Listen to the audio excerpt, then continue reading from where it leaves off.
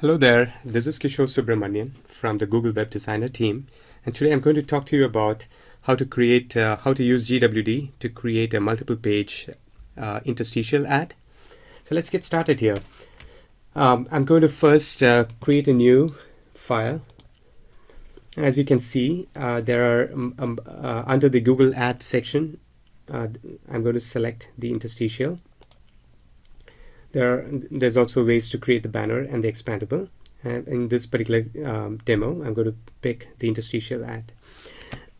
Environment is another term that you're going to hear me speak more often. This essentially represents the SDK of the target ad network. In this case, we're going to go with the double click, but we could do the same thing for AdMob and a generic, which supports a more generic environment that can be used in other networks. So let's go with double click.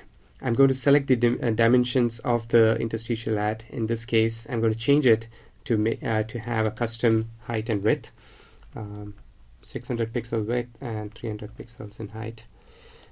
I'm going to give it a name my file, and I'm going to place it in this particular location.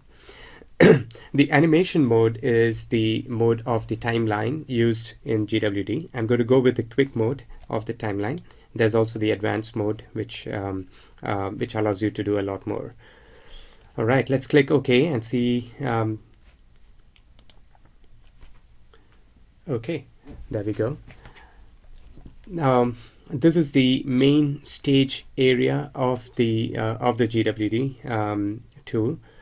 And on the left-hand side of the GWD, you see these tools such as the tag tool and the pen tool.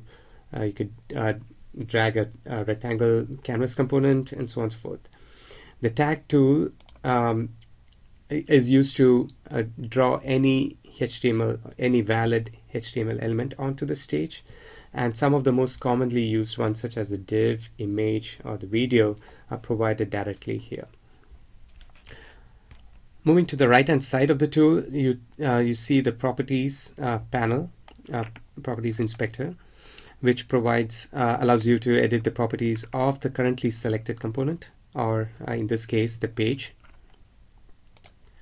The Components tab the panel provides the list of out-of-the-box components that we bundle with GWD.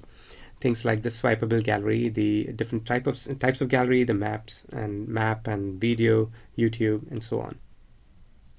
The Events panel allows you to wire events between components. For instance, you could wire things like when I click here on a tap area component, play the video, or when I click on the tap area, exit the ad, or move to another page, and so on. And we will see how we can configure events to provide a lot more interactivity to our ad. All right, and now moving on. In this example, I'm going to create an ad that has 3 pages. Pages are a concept within GWD. You can think of it as 3 different views within the ad, but we refer to them as pages. So let's take a quick look at how to create the 3 different pages, and we'll go ahead and see how to navigate between them as well. Okay, so I'm going to add a new page here. So first, before I do that, I'm going to rename this as my first page. And I'm going to add a new one. And before that, again, I'll go ahead and give it a color.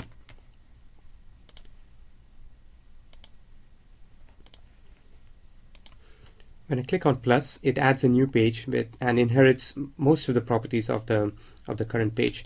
So in this case, I'm just going to call it the gallery page, and one more, which I'm going to call as a final page.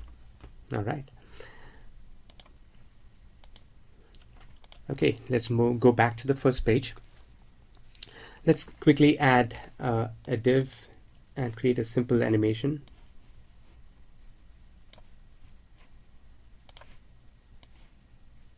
I'm just going to move the div to the center. give it a color. Using the quick mode timeline, I'm just going to create a very simple animation just to get something started with for this page. Clicking on plus here, I'm just going to move things around, change the color, and one more to go back to the original state. And this time we'll end it with a different color.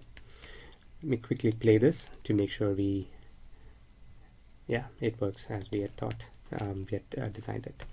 Okay, now we want to now navigate from this page to the second page, and to do that, and at the same time we want to navigate as soon as the first page animation ends.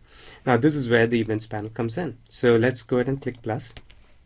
So on the first page, as soon as the animation completes, I want to move to the second page, which is our gallery page, and I want to use the fade page transition effect with a duration of 500 milliseconds. Alright, now we've configured it. Let's actually move to the second page here, and in the second page let's also add a gallery. So this is a gallery page. I'm going to pull up a swipeable gallery. Let me move it to the center.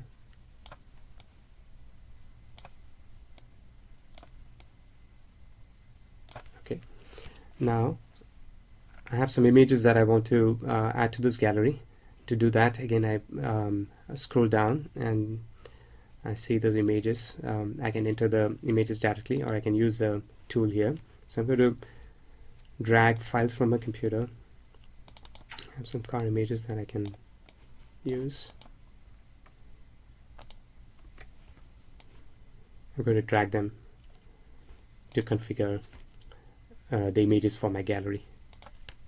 Alright, so just to summarize what we have done, we've added the first page, and we've configured an event on the first page to navigate to the second page that has the gallery. So let's make sure we are good so far by previewing it. So as soon as the animation ends, here we go. We are in the swipeable, in the second page that contains the swipeable gallery. All right.